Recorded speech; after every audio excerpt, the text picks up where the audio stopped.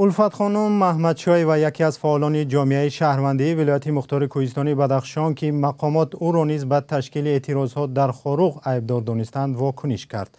او روز 17 می در اظهارات کوتاهی در فیسبوک نوشت حامی حقوق و روزنامه‌نگار مستقل است و افزود بجز وجدان پاک و دلسوزی نسبت به مردم کوچک خود پامیری ها گفتنی دیگر ندارد.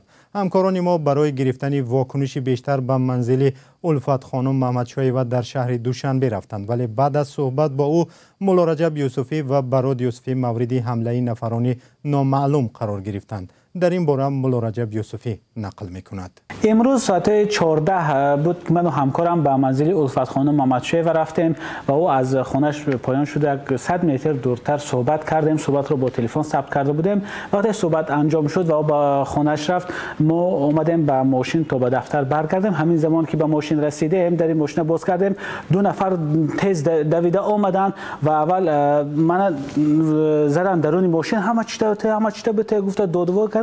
من نفهمیدم که چی گپ، گفتم شما کی هستید؟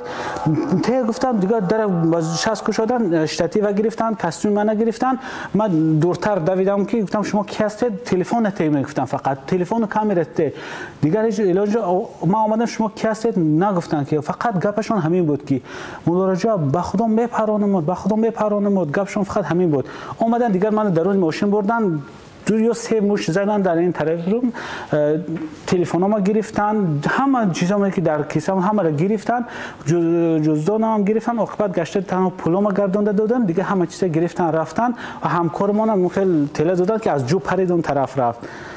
و بعد ما هم بعد چند دقیقه ما از اونجا رفتن، هم با همکاران از نسش وریم هم همین حالت رو رخ داد.